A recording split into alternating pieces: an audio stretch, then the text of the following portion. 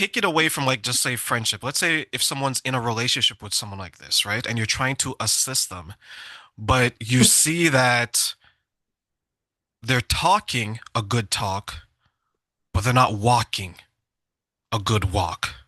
How do you help someone deal with a situation where they're on the outside trying to assist, but maybe it's becoming too much even for them?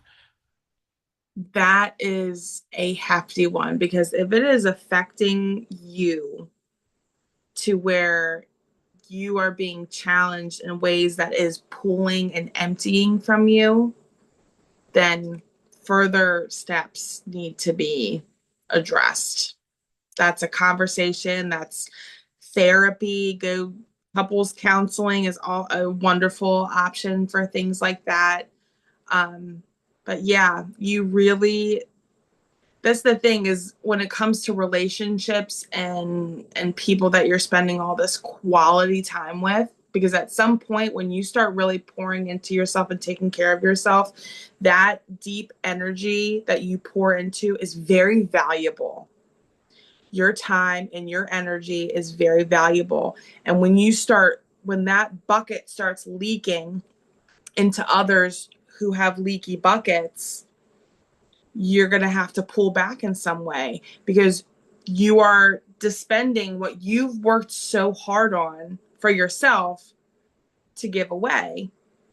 And that, yeah, that, whew, and I see that a lot. I see that a lot. And some of that is wrapped up in expectations. We want people to just, I've tried it and done it. Here, you do it, and it's going to help you. But everyone is different. And some people are not, they're not ready. They're not ready. Hit the Uh, pause and step back. yeah, a therapist once asked me a question like, Trey, how many people do you think, sorry, how many couples do you think when they enter, let's say, therapy, how many of them do you think walk in together and walk out not together? I was like, Mm, I was like 20%, 30%. Like, no. Like it's higher because for her, these two therapists, they share that sometimes some people will do it for the mhm. relationship, right? The hierarchy of relationship, then the people in it, and then Sure. so on. Yeah. Some people will do it for the other person, which is never a good idea. But they're not really doing it for themselves. No, They're just yeah. doing to shut up the other person. And then you also have that, to your point, right, Mandy, that people go through it at different speeds. They progress differently, right? Yeah. Sometimes it opens up a situation where you have competition between the two people where it's like, well, how come she is so further ahead, but I'm not, The right? expectations. Exactly, right? Yes. And then they start to look at each other differently. They're like, oh, I'm 10 years into this, and I realize that this person is not the person I married or the person I'm in a Right. relationship. Do you see people Yeah. having revel revelations where it's like, oh, I see the world totally different, and that includes my family, my friends, and my partner. Yes. When you are doing the work, it really starts shouting at you, those who are not.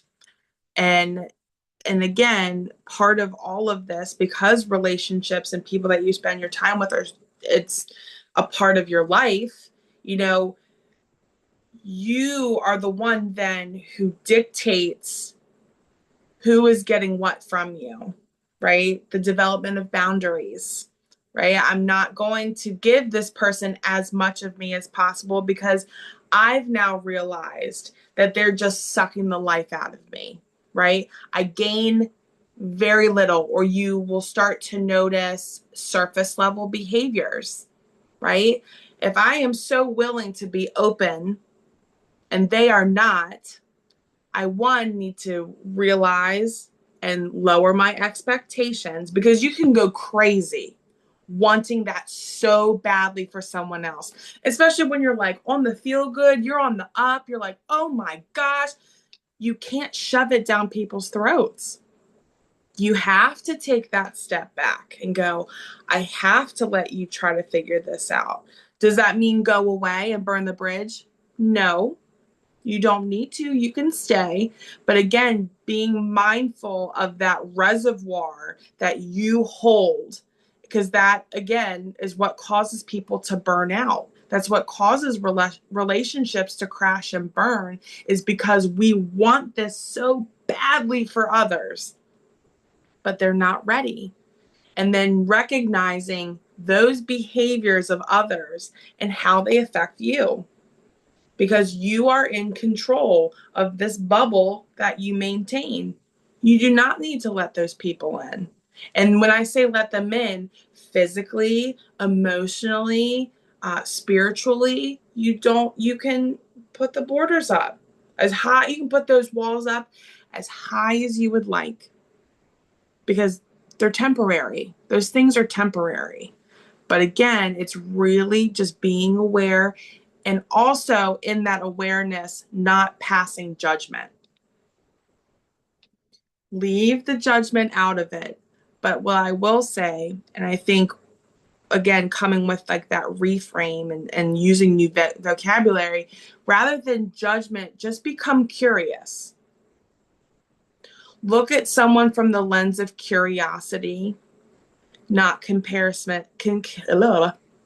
Excuse me, comparison. Oh my God, comparison. I can't get it out. Comparison and non judgment. Just observe, and then you will know.